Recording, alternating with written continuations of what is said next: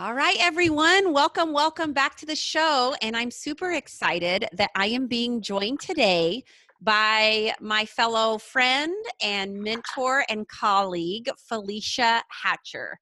Felecia Hatcher is a White House award-winning entrepreneur, total badass business rainmaker, and the best-selling author of Start Your Business on a Ramen Noodle Budget. She's also a globally sought-after speaker, a media darling, a mama, and the founder of the Tribe Co-work and Urban Innovation Lab, Code Fever, and Black Tech Week. She is also the rather awesome former chief popsicle at Feverish Pops, which was a gourmet ice pop boutique and manufacturing brand with a Fortune 500 client roster that would make your head spin. Prior to becoming an entrepreneur, Felecia was a marketing executive working for big brands like Nintendo, Sony, Wells Fargo, McKee Foods, and get this, the NBA. So today I am welcoming Felecia to our show, to our podcast. I feel super honored and privileged to be able to share some of the same spaces with her. So welcome, Felecia. Thank you so much for having me on your show, Kim. Yeah, I'm so excited. So I just have to back this bus up a minute because Felecia and I believe in divine destiny, and that the God and universe is always putting the right people, the right situations, the right circumstances around you when you co-create with the universe, God, spirit, whatever one wants to call it. And so I think it's divine destiny that you came into my life. And when we met at a business mastermind, Felecia, I was so drawn to everything about you. The way you took up space in a room, the way you dressed, the glasses that you wore. Like, you, to me, are someone who just absolutely owned everything about yourself. You owned your body, you owned the way you looked, you owned your brain, your intelligence. Like, you really did just exude this level of intrigue and interest for me. All of that? Yes. I could not stop looking at you. I just could feel this energy dynamic around who you were as a woman. And then, of course, our ties continued to grow, and we started to get into a closer personal connection.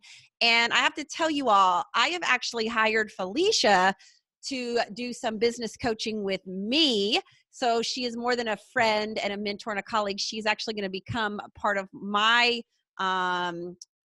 team that helps me put myself out there in the world in a bigger way. So I'm so excited to learn from all things from you. But what I want to do is I want us to back all the way up, Felecia, and I want us to hear kind of your backstory. Like, I think you even wrote this book about being a C student and getting like $130,000 in scholarships as a C high school student. Yeah. So I want to know who is the Felecia at 18 years old to the woman today that truly commands $20,000 or more to get your presence on the stage for an hour?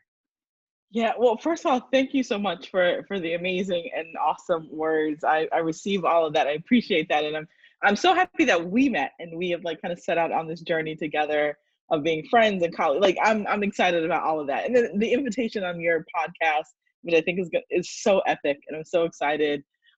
So the Felecia at 18 years old, goodness gracious, I don't even know if I recognize that person if she walked past me on the street, but there was a lot going on, right? And so I wasn't the best student in school on like paper, right? But like, I was extremely active. I love working with my hands, and I'm a kinesthetic learner, and like all of these things just didn't really kind of transfer really well inside of the classroom. And so I was very much a C student.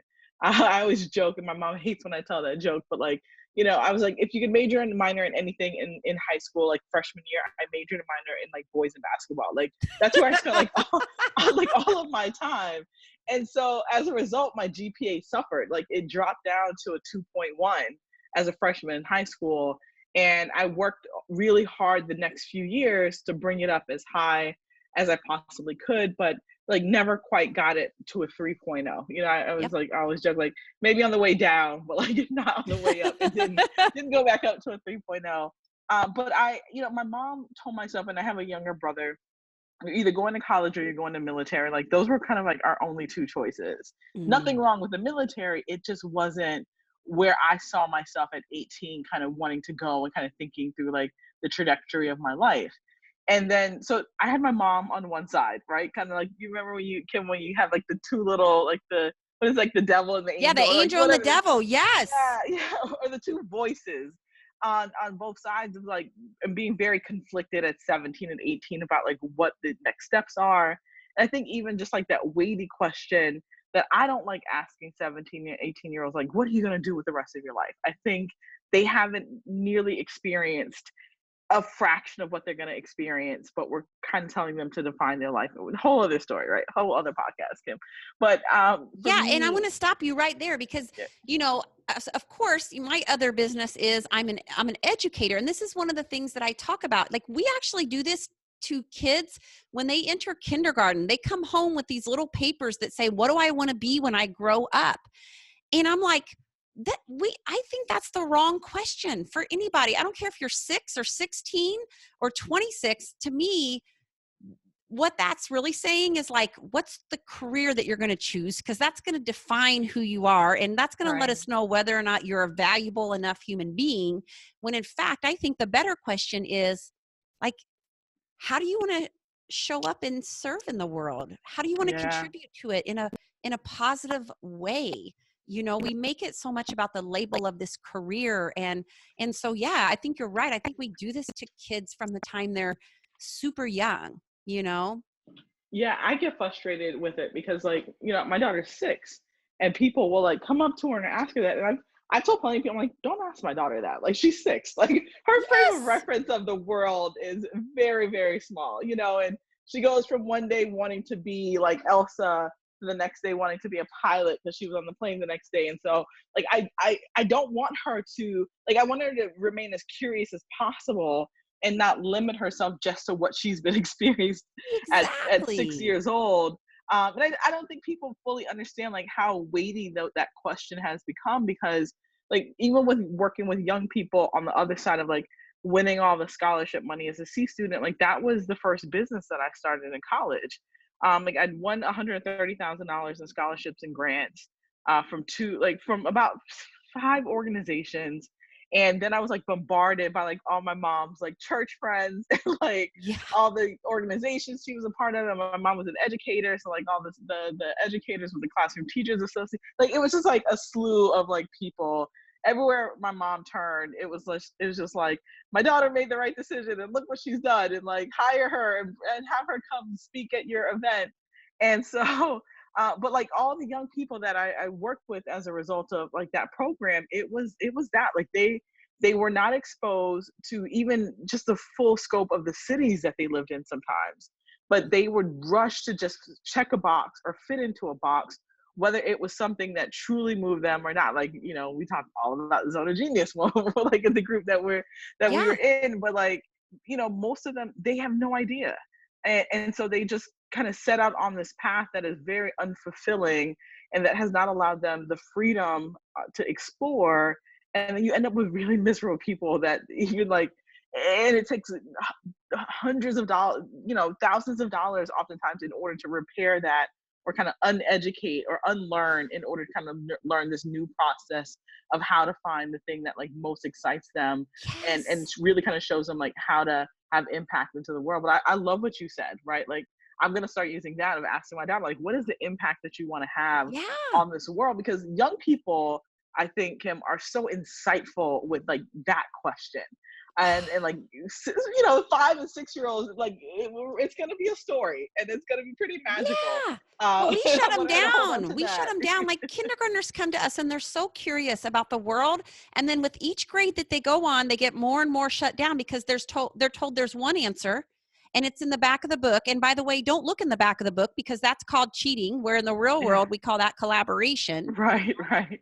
And so I'm really passionate about this topic. And I love that you say you were a C student in high school, because, one of what you're describing and what you and I are talking about is really a fatal flaw in the education system, which says, one of the things I teach about is, the brain has two hemispheres, and the left hemisphere is the logical, analytical, mathematical, computation. It's the black and white, the fact and the opinion. The left hemisphere is responsible for reading and memorizing and understanding information, being able to communicate and regurgitate it. But then you have the right hemisphere, which is like, it's really kind of been poo-pooed in society. So the right side of the brain is creativity and daydreaming and inspiration and empathy and compassion and big picture thinking and all of these things. But so many times when I look at our education system and I say to educators, what percentage of the day do your students get opportunities to live on the right side of the brain, to function and focus and experiment with right brain compared to left brain? And almost always they're like, it's 95% left brain and maybe 5% right brain. And so what happens is we're being told that there's one way to be smart and intelligent, and it means that you better have a super duper left brain, and all that other stuff doesn't count. When in fact, what we know, right, even from the research, is that IQ has 4 to 10% to do with a person's career success. And so when you're talking to me about being a C student in a 2.1 GPA, I mean, I just get so fired up to hear this, because you're right. It was almost as if you had to uneducate yourself. And I find it so intriguing, Felecia, that at this 17 or 18-year-old version of yourself, that there was something in you that basically said, I'm going to hack the damn system. Yeah, it was a lot, right? So it was my mom, it was my guidance counselor telling me I'd never make it to a college or university because of my grades. And so part of it was kind of like setting out to prove this woman wrong. But then like I had the biggest epiphany I would say in my life at 17, of just like there's more than one road to success. You know, exactly what you're talking about. And like how to get creative with limited resources. Like that has literally become the Mm, story of my life. And that was the mm. biggest lesson that I learned. I was like, all right, my grades weren't that great in high school. But like I was also in honors biology, but then like I was also enrolled in a dropout prevention class. Like that's our public school system, right? But Yes. then, but I was really active. And so I was a big sister, and I had like, I think 1,500 hours of community service by the time I graduated high school. I was on the basketball team. I was on the leadership organization. I spoke at my high school graduation. Like I was on 4 different sports teams. Like it's just a long list of accomplishments in the community. But what was the focus and what even made me really depressed, because I'm like, I didn't have a big name college to say that I was going to when all my friends were going, because my grades weren't that great. And everything around me was told me that like don't even apply for scholarships, because if you're not a National Honor Society student, you can just kind of like kiss that goodbye. And when I start like really looking at like, because one of the first days once I like my guidance counselor told me that, and I almost just kind of gave up, but I couldn't because like my Jamaican mother would not have that at all. And but I wanted to, because I'm like, this is someone whose job title is guidance. And if she's telling me that I don't have the potential and trying to define my life at 17 years old, like this lady has a job. Maybe she knows what she's talking about, you know? Yeah. But one thing that I did that was really important is like I went to like our high school, not to get too much into like the scholarship stuff, but like my high school had this thing called like Scholarship Wednesday. It sounds much sexier than what it really was. It was just like all the applications were put out on a table, and you just go look around and grab what you thought was good for you. And I remember just like being late one day and having to get to class, so I grabbed everything and I took it home. And when I like sat down, I started to see, I'm like, okay, this one didn't ask for a GPA requirement at all. Or, you know, this one, the GPA requirement was really low. I ended up graduating high school with like a 2.7. Mm-hmm. Or like this one was just like write an essay about bees and win like $500. I'm like, I can write an essay about bees. Like, Wow. you know, and so like my writing skills were pretty good. And so from a writing and then like kind of like civic engagement standpoint, like that's where I won all that money for scholarships. But like if I would have listened to everyone and what they were saying, if I would have just kind of followed the mold of what society tells you what's acceptable and what, you know, creates these kind of these pathways to colleges and universities and opportunities, like I wouldn't be talking to you. I probably would be saying like, hey Kim, do you want fries with that? Like, because that's what my Yeah, guidance right? counselor told me. Yeah, it's interesting because I was telling my husband, I truly am intrigued with your story and your journey. And when we were talking after you and I had that little phone conference the other day, and I was like, the more I think about it, I really do think you are a life hacker. Like, and what I mean by that is your ability to creatively come up with multiple solutions to a problem that are not following the path that you're supposed to follow is actually what Yeah. I think leads to your success. I feel that. I can see that. You know, and I I'm can like, see that. Yeah. Scott's like, well, how do you describe her? And I'm like, she's like a life hacker. Like there's all these rules and guidelines and things that we're supposed to do. And I feel like what she does is she thinks so far out of the box that she has like all these hacks on how to really get to where we want to get to in our life, you know? Yeah. I mean, I wanted to be MacGyver when I was a kid. So Oh my God, there you go. I wanted to be Cyndi Lauper. The that's singer, where we're yeah. from. Oh my gosh. Okay, so you go to college on all these Yeah. scholarships. You get a degree in what? Uh-huh. So I actually didn't graduate college. Oh, I love you even more. Keep going. I literally have one semester, and my poor mom was just like, "Can you please just go finish before I'm in the grave?" I so I started this educational consulting company. I mean, much sounds much more sophisticated than what it was like back in the day, but like that was the first time I got paid to speak, right? And so I had started creating like these college prep programs and like teaching young people and churches and nonprofits like how to get scholarships, how to get into college as like a non-traditional student, or even traditional student that's just like looking for like some creative ways to be able to find money. And And you're how old when you're doing this? When you're doing I these little was yeah, I was probably like 19 at the time. so you're Uh 19 and you're hosting these kind of little seminars and conferences. Yeah, like And all over the place. So like all over South Florida. I got flown out a few times to some other states to do it.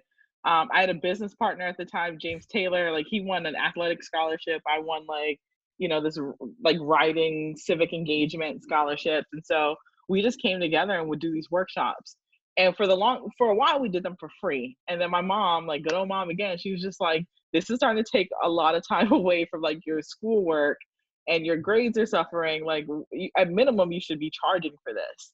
And it yes. was such a, you know, now I think entrepreneurship is just kind of like an everyday conversation for the most part inside like our higher education institutions. But like back then, it was just like, wait, charge for what? Like, I don't even know what to charge.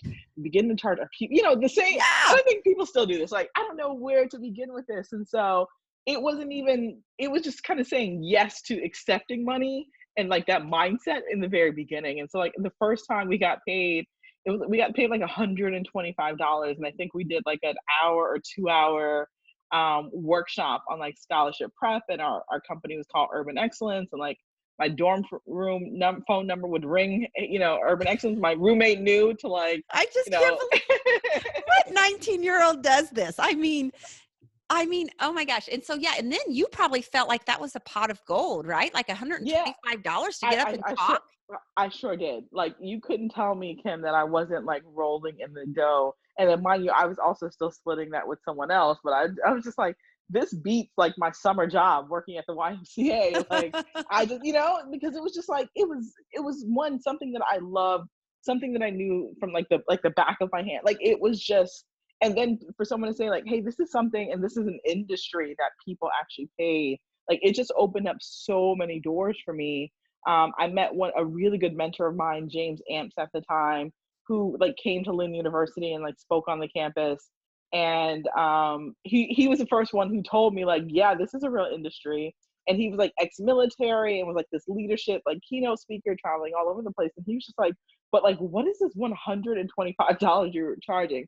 Because like I met him and he brought me in to speak at his organization, and that's how we became close. And he was just like, he's like, well, I appreciate you coming in for me for 125, but like don't ever charge anyone that again. He was like, always increase your prices in increments of Yeah. like 500 or 1,000, but none of this 125, 250. Like, what is that? And I was just like, granted, I've got it. And so what the turning point for me, and Kim in college was that I ended up getting a contract. Well, we ended up getting a contract for $25,000. Mind you, this is like 2002. So like when you talk about feeling rich with $125 at 19, getting a $25,000 contract to Oh, do this work was just like nothing short of like amazing. yeah. And and so I told my mom, I was just like, I want to take a semester off and I want to work on like this business. Like there's something really there.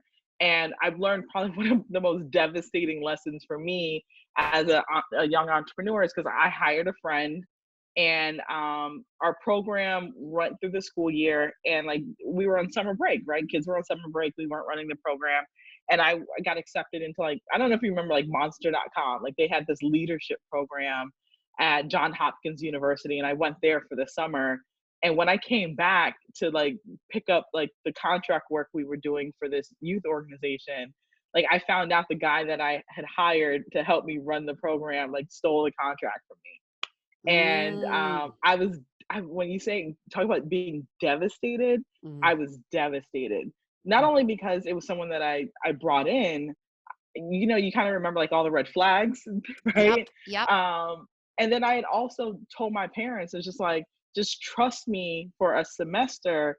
I'm gonna take it off. And that semester had come up, right? I'm taking off the semester, and I'm gonna pursue this full time because like I can pay myself a salary, I can grow this thing, and I think I can get more schools so like and more organizations. You know, I was like $25,000 checks are gonna roll in. Yeah. So, and so I was devastated. Like when you talk about depression setting in as a young entrepreneur, I Mm. swore off entrepreneurship. I was like, I would never.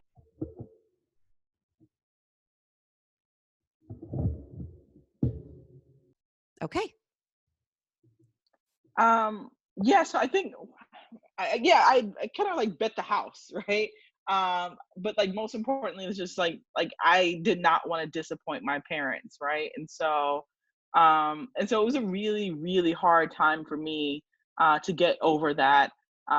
I ended up taking a job at a ad agency. I did like 5 internships while I was in college. Like I learned, I think when you talk about like hacking the system, I learned that. And so I ended up taking a job working for Zimmerman Partners in advertising, like a large advertising agency here in South Florida. And like there were just lessons all along the way. Mm-hmm. And so there, and then I quickly realized I was like, I don't ever want to work in the advertising agency because I was working from like 7 o'clock well, 8 o'clock in the morning until like 10 o'clock at night. Like Mm. all my accounts were on the West Coast. So I was like one of the last people to leave. And it was just madness. And I was just like, if I ever started a family, like I'd never see them. Like, you know, you have all these Yeah. epiphanies of like, none of the stuff that I wanted to do. And so my professional career has been really, really interesting because I left that job and I applied to this Craigslist ad about about like traveling around the country with an experiential marketing company. So it was this company out of Chicago. And if you remember the TV show Road Rules, um, No. on MTV, it's like 6 strangers like pile into a vehicle and travel around the country, and it was like, you know, one of the first reality shows. That was literally my job, but it was for working Is for your poor mama about to stroke out at this point? literally because not only yeah, it just so it was the most random job ever, but the most fun I'd ever had in my life. 6 strangers literally, and we're all working together. Um, for this experiential marketing agency called Marketing Works out of Chicago, but the client was Walgreens. And so it was like kind of like this PR campaign, and but we were on the road nonstop for 6 months. And when you hotels, living out of suitcases, early 20s, making like I think it was making like $900 a week doing this work. And Wow. so yeah, and so most of my friends and family were like, do you really have a job? Because like none of this made sense. Like you're supposed to be miserable in a cubicle, right? And it's just like Yes. No, I'm in like wherever. I'm in North Carolina today, and like we didn't work on Mondays and Tuesdays. So I'm at the beach on a Monday and a Tuesday, and then the rest of the time we're at like Walgreens doing like these PR campaigns and like giving out free health. It was just a really fun and random job. And then that is what got me into the career path of like experiential marketing and PR and like brand management. And so I left there. I ran experiential marketing and product launch for Nintendo Wii Fit and the Wii Sports Resort. I ran. I was a regional marketing manager for Sony when we launched the ebook reader. I was I was a experiential marketing tour manager for McKee Foods, who runs Little Debbie snack cakes. Mm. And it was my job to collect. Well, it was like our job. It was a team of us in this like vintage Airstream that had a photo booth in it. And it was our job to travel up and down the East Coast collecting a million smiles. Like that was my job. Oh And my so gosh, it sounds like that soul pancake thing from Oprah. very much. Yes, if you can remember that. And just like if you even think about like if you remember the Oscar Mayer weenie, like the giant Oscar Mayer weenie Yes. that like ran into someone's home. Like I worked for that company. So like Oscar Mayer weenie was a client, Walgreens was a client. You know what I mean? So it was just like it's this whole weird like underbelly of like marketing industry that like people know us forward facing, but they don't know like the behind the scenes of it. Like we're really kind of like carny. We were like carnies and roadies and like Yeah, right? Like the that. people who sold the vacuum cleaners door to door, who ends up becoming like a multi-millionaires. But like, isn't that, I think it's so important for this message to be told though, because here's what happens so many times, especially with women. I work with so many women who have an idea. They have an Yeah. idea for a business, but they absolutely talk themselves out of it. They tell themselves they're not skilled. They tell themselves they don't have what it takes, that they're being silly or frivolous to even think that they could chase after that dream. And so I think it's so important for you to tell these stories. And I have kind of the same record. I mean, I was just telling somebody today that, I was a single mom of a 2-month-old, and I made $8 an hour, and I rode the special needs bus in the morning and in the afternoon for an extra hour, 2 hours a day, because that got me $16 extra a day. And I needed the extra $16 a day. And so, I guess the difference is that we don't not chase after those things that we do feel passionate about. Like we just go for it, and we're going to fail. Like you failed, you've lost contracts. I've lost contracts. I actually had somebody steal a contract from me. And it hurt like hell. It was very upsetting. But I do believe like all of this is just part of our learning and training and what we do. So then you're doing all these random jobs, and then you start this popsicle company. And I literally watched your clip last week on the Today Show. You're being interviewed for being this gourmet popsicle maker. And there's like a picture of you or a girl, and she's like literally driving this little freezer cart down the street selling ice creams. And I love this because we as women need to hear stories of like, this is what we started out doing, and this is how we got to where we are now. And it's not like we just all automatically started like knocking it out of the ballpark. But I want to hear about your little popsicle business that ended up becoming like a big ass popsicle business. Yeah. It was. I was like, my life has been the most fun and most random like ever. But yeah, I came up with the idea after falling down, chasing after an ice cream truck in heels. Like, who does that but me? You were chasing the ice cream truck in heels. Yeah. I was leaving a party. Like, Miami, South Florida is very known for like the white parties. Everyone's dressing all in white. It's a day party and all that stuff. So like, really made no sense to have heels on except for being at a Miami kind of day party. But we were talking about like how cool it would be to have ice cream like at this event. But like at the time, this was before gourmet food trucks, and it was before gourmet food trucks. And so when you think of like an ice cream truck, it was like really sketchy. The stickers are falling off. You don't know how long the ice cream's been in there. the driver's kind of scared. It's just like nothing Yeah, you would it's want like at you're like an not supposed to, upscale like, event. don't ever go up to the ice cream man.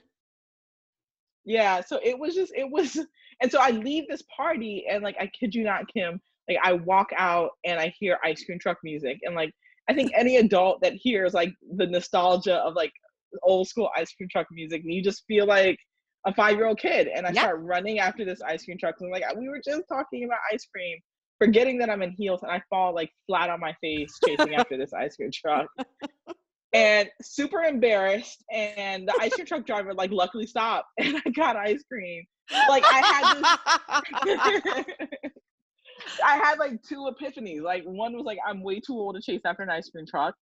And then two, like why hasn't anyone come up with like a cooler way for adults to enjoy ice cream? And I was like kind of on the ground for a long time. But like it was also my Oprah aha moment. Like, hey, you know, and I was like, this might be a cool business idea. But like I often tell people, sometimes a good paying job will stand in the way of you following your dreams as just as much as a bad paying job, because I loved what I was doing at the time. Like I was in my early 20s and I was making at that point like almost $2,000 a week between like my salary and my per diem, like being a roadie, right? And so it was really hard to like leave that and kind of set out on this path. Plus, like I had been scarred by entrepreneurship in the past.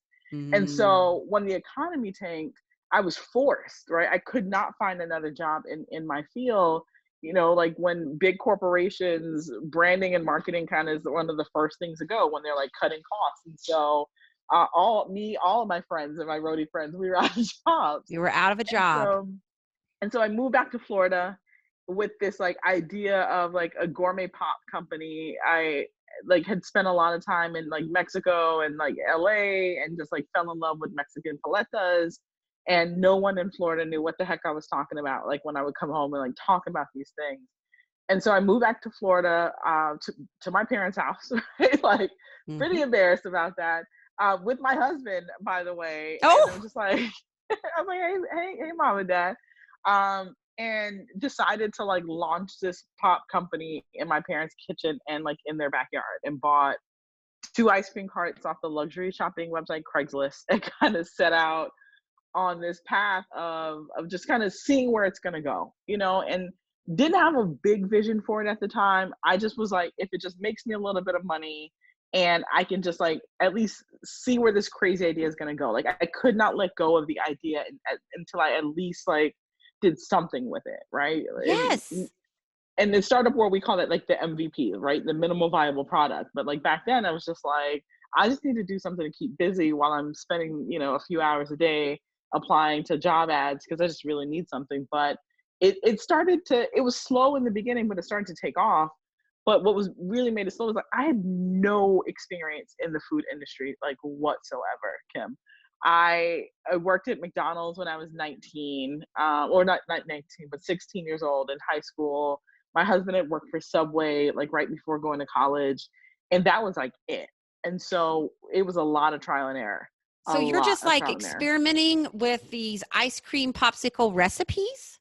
Yeah, just random recipes we would find online.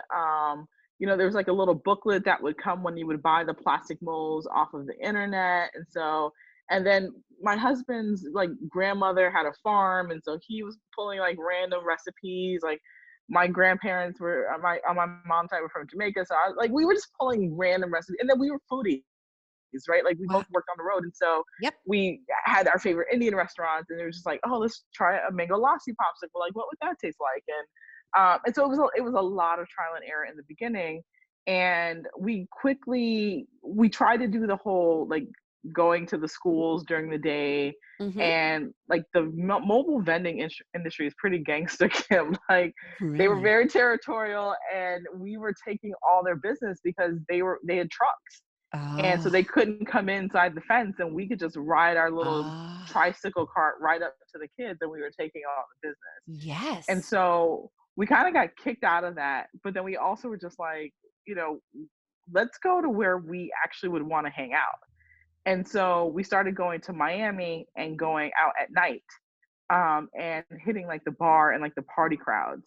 and no one was there, right? And so like that whole branding kind of niche thing is like, if you can't be number one or number two in a niche, kind of build your own niche. And so Yes. we were able to become like the number one like nightlife food cart, and then food truck, because no one else was going out at night and servicing like the people that were a little drunk and tipsy or had been partying and they wanted something fun. And so our, Feverish Pops was our company. Like our logo was like literally a woman in a nightclub with a popsicle in her hand, and it was just really fun. We didn't know what we were doing, so we made a lot of mistakes in the first few years, but that is what really started to take off for us. And so a lot of the big brands start calling us because they would see us. We would go out to these industry events, like the PR industry events and the fashion shows, and the Miami, right? It was very much a Miami Yeah. kind of lifestyle thing, and it really kicked off. And so Google and PayPal, Forever 21, Airbnb, when it first launched in Miami, was a client of ours. We did all the Trump hotels. Like it was just Whole Foods, like Cadillac, Universal Records, like a long list of companies became our clients because we were doing something really fun.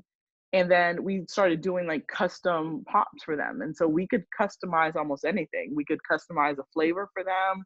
And so we had a lot of alcohol clients. So like Maker's Mark was a client of ours. Was it Turtle Bay Rum? We did stuff for Bacardi Oh at one my point. gosh. The Vitamin Water was a client of ours. We hosted a big vitamin water popsicle eating contest.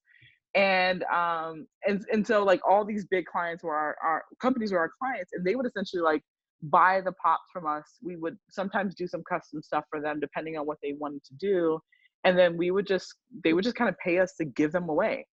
And so that helped us get our name out like crazy because like, you know, Forever 21, when they opened up on South Beach, they bought 5,000 yellow popsicles, and we put like a 10% off sticker, or not sticker, but a 10% off stamp on all of the sticks, which like sounded really good, Kim, but people had to bring the stick that they ate off of the next day. It was really random, right? But and so So we did then, a lot okay, of how that. are you? Okay, I want to back up for a minute because, first of all, here's what I love about this story. Elizabeth Gilbert wrote a book called Big Magic, and she talks Mhm. about how we are always being given inspiration and ideas and intuitions. But what happens is most of us tell ourselves, oh, that's silly, or that would never work, Mhm. or that's a stupid idea. But then there's like the 1% or 2% percentage of people who actually act on those ideas. Yeah. And that is what I want people to do because, first of all, I think we live in a climate where absolutely any business idea can be a viable option. Like recently, I heard about somebody who Yeah. was had a hugging business, hugging and cuddling, and you can like hire these people who are lonely to come hug and cuddle you, and like they're freaking making all kinds of money because they've created a hugging business. And it sounds ridiculous, but I do believe that the landscape is Yeah. ripe for this kind of stuff right now. And It is. It is. the other thing Elizabeth Gilbert says is she says, if you are given divine inspiration and Mhm. you don't act on it, it will go, that idea will go and it will attach onto someone else. And Mhm. someone else will bring that to fruition. Yeah. And And the so you acted on this. I mean, you and how are you mass producing 5,000 popsicles? Like what's going on there? Now you got like the whole family is doing this for you or No, so we had another partner, Joe, that joined the team. We had started by like year two, going to the third year, we had started hiring some staff, but we bought essentially got a high output machine from China. We actually bought two of them, which will take me down this whole other failure story. But like we bought it from China. It was supposed to arrive in 6 weeks, and we started taking like all these orders, and the machine didn't arrive for 7 months, and like we almost lost the business as a oh, result of that. But like these machines would do anywhere from a few hundred to a few thousand pops per hour. And okay. so, your normal freezer is only, it'll freeze like 12 pops every 6 hours if you're Yeah. lucky. And these machines would be cycling maybe about 400 pops every about 15 to 30 minutes. Oh, And wow. so that's what allowed us to mass produce them really fast. And so my husband and Joe really kind of worked on mostly the production and the operations, and I worked on the business development, client relations, all the branding, all the marketing. So like we joke, they did everything like inside the wrapper. I kind of did everything outside the wrapper. Is like how we would joke about it. Yeah. But So like that's what really kind of helped us maintain and be able to supply like all these orders. so then what, like, where is this popsicle company today? Yeah, so we sold the company 5 years ago. And so it's still around, like it's still here in South Florida. A good friend of ours who owns an Italianized company actually bought the company from us. But mostly it just focuses on like a private label. So private label was a huge part of our business, private label manufacturing. And so that's where the business still lives on. It's still kind of, I guess, would you call it like back end and not like Yep. necessarily like a forward facing company these days. Yeah. And so, okay, so then you go on from the popsicle business, you sell that, Mhm. and now where are you today? I'm back in the tech industry.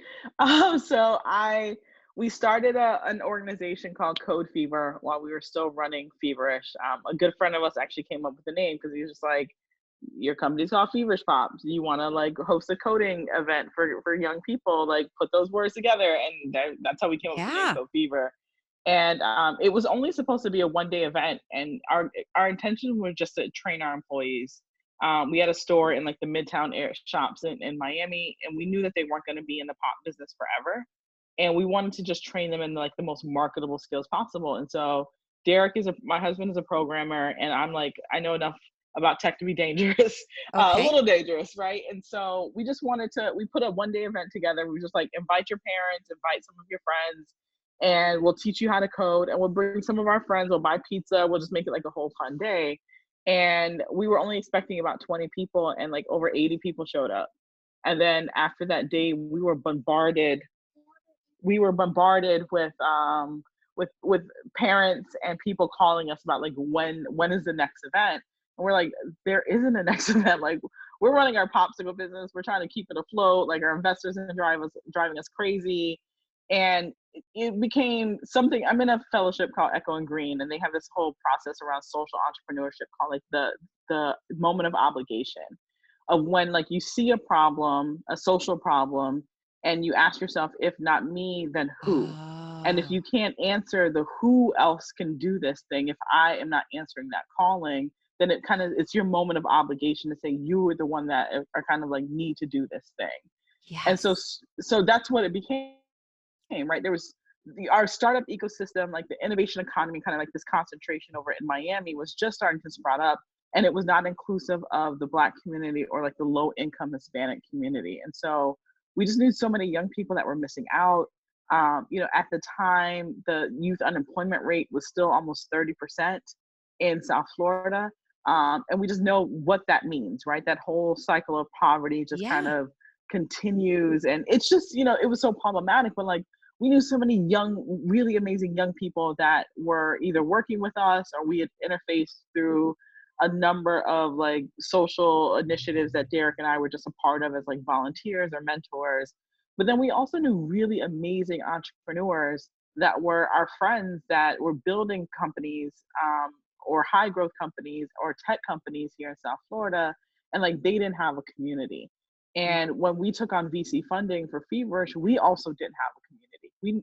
We didn't know anyone else in our community that had taken on significant funding for their companies, and like how to navigate that, what to do with that, like how to navigate a term sheet. And so in the beginning, we just wanted to train young people in like intro to computer programming, basic digital literacy, and then like how to navigate like a startup ecosystem as a person of color. But then two, we wanted to create a community so that entrepreneurs didn't feel lonely, Mhm. especially entrepreneurs from diverse backgrounds. And so like that's how that just kind of it started. But one of those things again where we started it with the intention of being able to help people, but never kind of seeing it to what it is known for today, right? Like we own a co-working space and urban innovation lab in Miami. We have a conference called Black Tech Week that has been in Miami for the past 5 years, going into the 6 years. We've taken that conference to 9 other cities across the United States. We've trained and introduced over 4,000 students, like like personally within like classrooms in those three areas: intro to computer programming, digital literacy, and like navigating startup ecosystems. And then we've built like video games, right? And so we built a video game for NBC Universal for the Grinch video game that came out last year. So over, I think close to a little over 3 million students and teachers have like been introduced to computer programming because of the game that like our organization built. And so, and then there's so many success stories of startup founders raising money and all of that stuff. And we didn't realize what we were doing was like innovation economies, like ecosystem Yes, like building. this was such a social need, especially like you Yeah. said, people of diverse backgrounds interested in technology have maybe some skills around that, or at least a passion around it, but providing a space for them to learn, to improve upon their skills, and then start their own businesses. That's Mhm. basically what you've done, is provided a space and a curriculum and a pathway for them to do that, Yeah. correct? Yeah, and that was it. And for us, it was like our goal was to rid communities of innovation deserts. And Mm, so people are very familiar with what food deserts are, right? People having to travel miles and oftentimes in order to get access to fresh fruits and vegetables, where the same thing is happening and has been happening from an innovation standpoint. If certain people from certain communities, mostly Black and Brown people, also women, right, want to be able to play big within the innovation economy, oftentimes they're not able to do that in their neighborhoods, or yes. within their communities, or even sometimes within their social groups, because they're disconnected from being able to be a financial beneficiary of what the innovation economy provides. The industry is very much like for like the white guy in the hoodie and the flip flops, right? 100%. Um, Yeah. and and we just wanted to, one, change the narrative about that, but then two, like really truly intentionally be able to connect people that are doing really amazing things to the opportunities that exist. And so that if you have an idea in your city, especially like an idea within the innovation economy, and like everyone is playing in the innovation economy, whether you realize it or not, but we wanted to make sure that there were no barriers at all. And so if you have an idea in the city that you live in, you should be able to launch that idea. You should be able to stay in your city and not have to go to Silicon Valley where rent is like through the roof. Yes. But you should be able to play as big as you possibly want to, unapologetically within the cities that you live in. But that requires infrastructure and ecosystem builders and programming and K through 12 and all these institutions kind of realizing the role that they need to play, and then having people and organizations like ours that show them how to kind of asset map within their cities so that people know where the resources are, where to go, and then how to be able to be in that space, and then be able to see people like them like succeed in the tech and innovation industry every single day, because that's also a big part of it. You are, it's such a mission minded organization that you've built. It is so mission minded. I hear it in your voice when you're talking about it. I mean, the fruits of your labor and what it's been able to do to really change the lives of so many people. And I mean, I think this goes back to the beginning of our conversation where it's like, you know, I believe that we all have just so much potential inside of us Mhm. that is lying dormant, but it is about getting the right people and the right circumstances and the right Mhm. situations around you, and then you're able to kind of bring some of that to the surface. And I think when you talk about playing big, and this is where I want to kind of go to end this, because that is one thing that you are a huge proponent of, is playing big, finding your own path at your own trajectory, not having to fit in a box, being um, a creative problem solver, understanding that there are multiple routes to get to where you want to go, and that you're allowed to create and kind of forge your own pathway. um, but I'm going to read something, because this I am big on. I call it the arena of bigness, right? That we are allowed to play in our arenas of bigness. And so I'm I actually going love to it. read something that you wrote that just I've written very similar things, and it just really resonated with me. But it was on a social media post a few weeks ago, and you wrote, "Playing big is going to cost you something. Sometimes a lot of things: money, people, clients, supporters, family members, sleep, hair, and most importantly, your comfort. And I want you to talk specifically about that for just a moment. What do you mean by that? I know what you mean, but I want our Yeah. listeners to hear it from you. Yeah, if you're going to play big, you're gonna have to sacrifice something, right? Like that's one big part of it. The other part of it is that people are going to stand in the way of you being able to play full out because whatever they're dealing with, it makes them feel less than who they are, or it Mhm. no longer allows them to hide behind the excuse if they see that you're doing it as to why they weren't able to play full out as well. And Yes. that's what that really is about, right? It's that, And and then people need it's to the permission understand to like that. do it anyways. Yeah, because Yeah. they think that like I can't do it because it's too scary. So I'll do it when I don't feel scared. Then you're never going to do Mhm. it. Anytime you're going to make some type of big leap, you need to understand you're going to feel fear and you are going to fail at parts and pieces of this. Yeah, absolutely, absolutely. And So then there's that other part of it, right? Because I know you speak so much around like joy and happiness, but I think there's this other part of like stepping out on faith, right? And I often complain, like I've been on the road almost every week for 2 months straight, right? And yeah. like this whole year, travel has been crazy, and there are times where I was just like, I don't know if I can do this anymore. And I constantly like I have like this little memo that pops up on my phone that says like, you are doing exactly what you asked for. Yes. Right. And so like that's a part of that too of like what it's going to cost you. Like success is not all like accolades and awards and red carpets, and it's also the other side of what comes with that. And you have to be okay with that as Yeah, well. yeah. Uh, It's me every couple of weeks crying on my yeah. office floor because I'm so stressed and I'm overwhelmed and Yeah.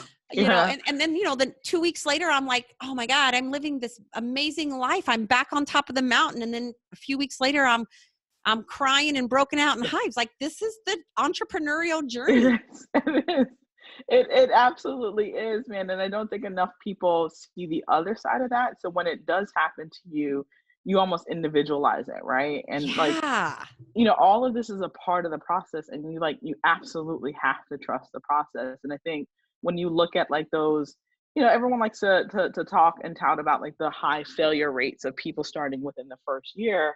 And I think it's not that people don't necessarily know what they're doing. I think it's this story that we're told about the way the process is supposed to go. Like you're just supposed to have an idea, and like then the next, you can launch in your parents' garage today, and like tomorrow you'll IPO and go public and like ring the Yeah. bell. And I'm like, no, actually, it doesn't work like that, and it's a long journey, and the 10-year overnight success sometimes is 15 or 20 years, and you're gonna have immense amount of success, but then you're also gonna have heartbreak, and life is gonna punch you in the gut, and all these things, and that's where passion really comes into play. Passion is not this thing that you can just like write on a check and take to the bank and be like, cash me out. It's like it's those dark days when life has literally punched you in the gut along this journey, along you stepping out on faith. And it's that whisper that says, just like, I feel like it's almost kind of like in your belly, and it kind of like welts up, and it's just like, just keep going, keep Yes. And going. I And mean, that's to me what passion is. it is, and you and I have both made some dumbass decisions in Yeah. the last year. We still like flub up this whole thing called business entrepreneurship, Yeah. and that's like part of it. Like we that's the only way to learn, and it does transform into new meaning in your life. But okay, so I want to read the next paragraph, and I'm going to have you speak about that. So then after what you just said, you said you must stay the course. There Mhm. are people around you right now challenging your audacity to play big. Yeah. Let them feel what it means when you take up all the space in the room. Let them suffocate on your excellence. Let them be blinded by your shine. Let them choke on the tea they pour, hoping they can drink to your failure. And let me just say, when I read that, I was like I was jumping up from my seat doing a happy dance because here's the deal. Even with me launching this podcast, Felecia, I know it's going to bring the haters back out Yeah. again, right? Like if you're going to play big, you need to understand you're going to be attacked. You're going to have people who are literally hoping like hell that you fail.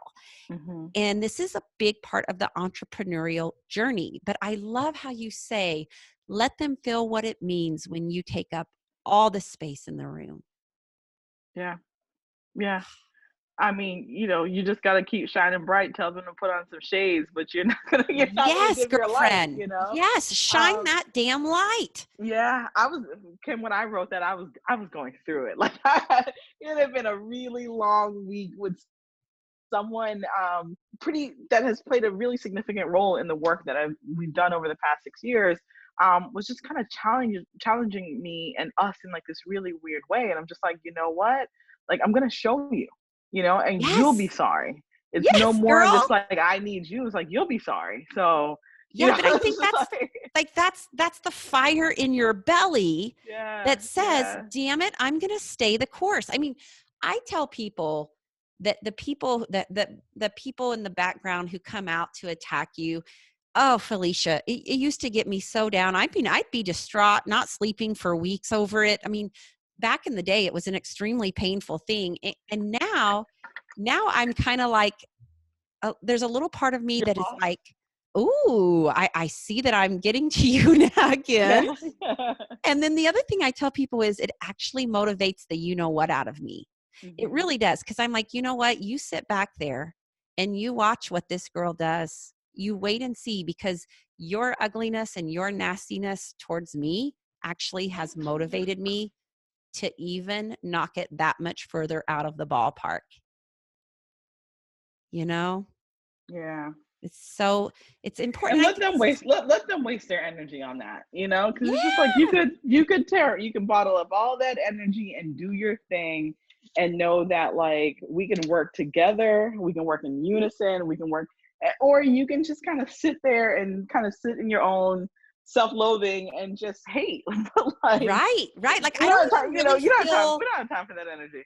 yeah, no, we're not going there. But like we're climbing our own ladder. And if you take one step back to deal with all that, or to sit with it, or to let it eat you away, man, you're just impeding your own success. So I just loved these words, because to me, this is the stuff that we need to be able to talk about. And we also need to know that we have the permission to Hmm. step into this brightest, shiniest version of ourselves that's ready to impact, serve, and elevate others. And I think so Yes. much of what you do in your story of failure after failure, and the fact that you just kept kind of like, I just say, you just kept putting your big girl panties on and trying Yeah, again, you know? absolutely. I love it. I mean, I just, you don't I don't have I didn't have another choice. It was just like either I don't do anything and I become one of the people that we're talking about, right? Like, Yeah, not really even upset about the person that's shining bright. You're upset because you or not. didn't reach Yeah. your full potential. Or you just go out and you do it and you get knocked down and you get back up, and you build relationships, you build companies. But like, my goal for me, and it really resonated with me when Maya Angelou died. I'm just like, I'm sure she still had projects on the shelf, but outside Yes. looking in, like, Maya left it all on the field, right? Like, she put Yes. all her gifts out there into the world. And I'm just like, when I leave this earth, I want my tank to be completely empty. I Mm. want to have put all my gifts out into the world. I wanted to build something amazing that is going to leave generational wealth for my family, but for the community that I support, and to really be able to have an impact on this world that's lasting. But Yep. that requires me to get up every single day and say, I'm going to give it all, because the more that I give is the more that I have room and space within me. So more ideas and more creativity flows within me. I'm not going to hold on to something and hoard it, because then I don't leave room for that stuff to kind of, and that energy to flow within me. Mhm. And that's how I want to leave this world. Me too, girlfriend. I love that. Okay, well, tell everyone where they can find you. Where can they connect with you or find your courses, your programs, your social Yeah, media? yeah. The easiest way to find me, and thank you again, Kim, for this opportunity to be on your podcast. I'm so excited. My pleasure. Um, FeliciaHatcher.com or Felecia Hatcher, literally on everything on social media because it's easy for me to remember.